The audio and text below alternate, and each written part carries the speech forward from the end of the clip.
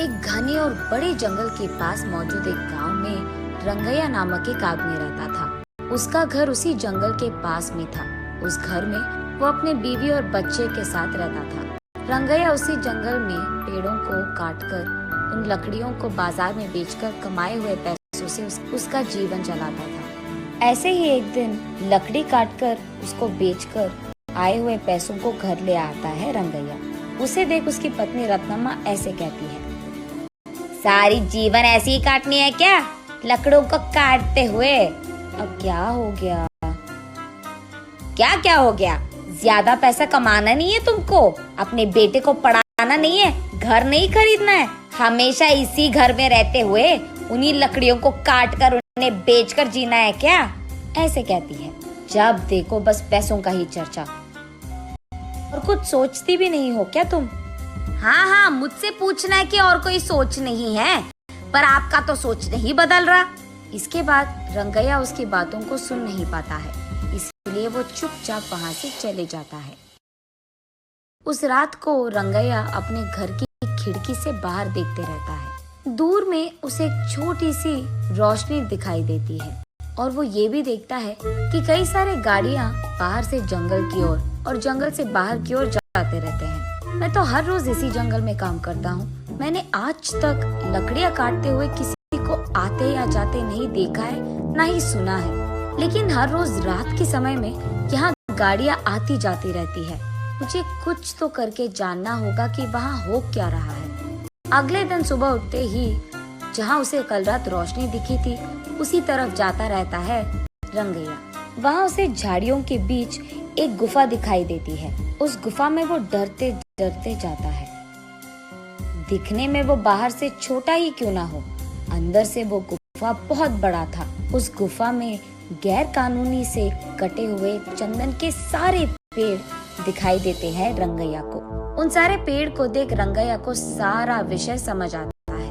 अच्छा, तो बात ये है कि चोरी से इन चंदन के पेड़ों को यहाँ छुपाकर इन्हें रात के समय में यहाँ से बाहर निकालकर बेच रहे हैं पैसों के लिए। वो उसके चारों ओर देखने लगता है। तब उसे अचानक किसी के पास आने के आवाज सुनाई देती है। तुरंत वो एक चंदन के बड़े पेड़ों के पीछे छिप जाता है। कुछ देर बाद घर जाने की कोशिश में वो उठने के लिए सहारा के लिए नीचे मौजूद पत्थर पे हाथ रख के अपने आप को उठाने की कोशिश करता है। बस पत्थर अंदर गिर जाता है और वहाँ एक छोटा सा दरवाजा खुलता है। रंगैया उस द्वार के अंदर मौजूद सीढ़ियों से नीचे गिर जाता है। तब उसे समझ आता है कि ये गुफा उस गुफा के अंदर है। तब वो देखता है कि उस गुफा में कहीं ऊपर से थोड़ी सी रोशनी आ रही थी। चारों ओर अंधेरा था, लेकिन वो रोशनी जिस दिशा में गिर रहा था वहाँ बैंगन का छोटा सा एक पौधा था। उस पे लंबे और बड़े अच्छे बैंगन फूले हुए थे। तब रंगैया सोचता है कि शायद बारिश या हवा के कारण बैंगन का बीज यहाँ गिर गया होता, इसीलिए यहाँ पे बैंगन का पौधा मौजूद है। चलो कोई नहीं, बैंगन तो बहुत अच्छे दिख रहे हैं। आज अगर इन्हें घर ले जाऊंगा तो आज का खाना तो हो जाएगा।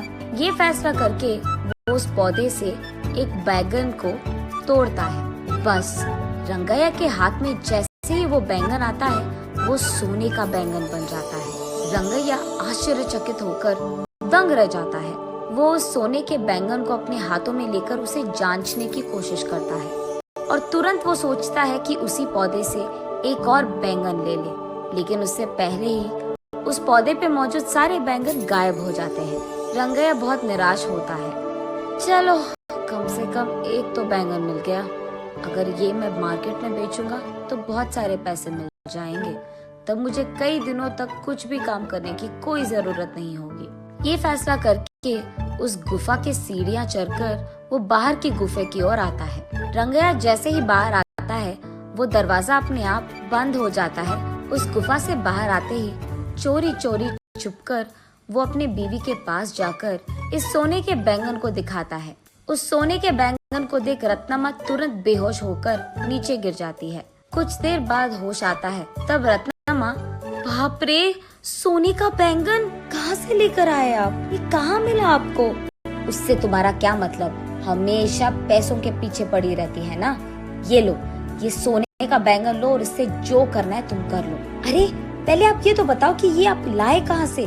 कहीं आपने कुछ चोरी वोरी तो नहीं किया ना? ऐसे रत्तम्मा एक के बाद एक उसे प्रश्न पूछते ही गई। और कोई चारा ना होने के कारण रंगैया जो कुछ भी हुआ रत्तम्मा को बताता है। तो फिर आपको वही रहना था ना, कुछ देर बाद अगर और बैंगन आ गए तो उसको भी लेकर आते। आपकी जल्दबाजी से ना मैं तो मर रही हूँ। चलो जो हो गया सो हो गया। इस बैंगन से हम बहुत सारे दिन ना कोई भी काम करे बिना आराम से रह सकते हैं। गधे को अगर सोने का सिंहासन पे बैठाया गया ना, उसकी बुद्धि तो गधे की ही रहेगी ना। हाँ, अब क्या हो गया? इसका मतलब क्या है?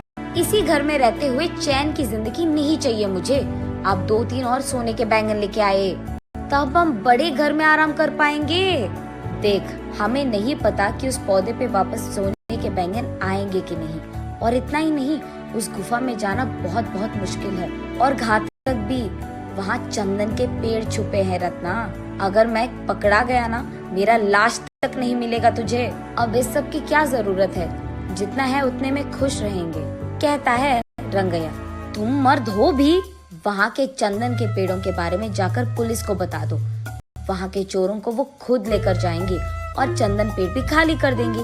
तब गुफा पूरा खाली हो जाएगा। यहाँ तुम्हारे अलावा किसी को भी नहीं पता कि उस गुफा में एक और गुफा छुपा है। इसीलिए जब चाहो तब तुम उस गुफा में आ सकते हो और जा सकते हो। वैसे ही अगर उस बैंगन के पौधे पे और बैंगन उग गए तो उसको भी लेकर आ सकते हो आप। इसको ये सोच आया, पर मुझे तो नहीं आया, पता नहीं क्यों। ऐसे रंगैया अपने मन में सोचता है। ठीक है, वो सब मैं देख लूंगा। तुम फिलहाल इस सोने के बैंगन को बाजार लेकर इसे बेचकर पैसे लेकर घर आओ। ये कहकर रंगैया उसके घर से सीधा पुलिस स्टेशन जाता है और गुफा में हो रही गैर कानूनी व्यापार के बारे में उनको बताता है। पुलिस वहाँ आकर सबको गिरफ्तार करते हैं और चंदन के पेड़ों को भी वहाँ से खाली कर देते हैं। अब इस कारण गुफा में डरते हुए जाने की कोई जरूरत नहीं थी रंगैया को। अगले दिन वो उस नीचे वाली गुफा में बैंगन के पौधे के पास जाता है। तब वो देखता है कि वो पौधा बैंगन से भरा था। इस बार वो एक बैंगन को लेकर जल्दबाजी में दूसरा बैंगन लेने ही जा रहा था कि सारे बैंगन गायब हो जाते हैं। तब रंगैया को समझ आता है कि असली बात ये है कि बैंगन रोज के एक ही मिलते हैं। ऐसे वो उस दिन के लिए एक सोने का बैंगन लेके घर चले जाता है। तब रत्तम्मा उन सोने के बैंगन को बेचकर आए हुए पैसों से एक बड़ा बंगला खरीदती है। तब से जब भी रंगैया को पैसों की जरूरत थी, वो उस गुफा में जाकर बैंगन लेकर उसे बेचकर आए हुए पैसों से खुशी से रहता था। जल्द ही रंगैया और रत्तम्मा उस गांव के ही जमींदार बन जाते हैं और खुशी से जीते हैं।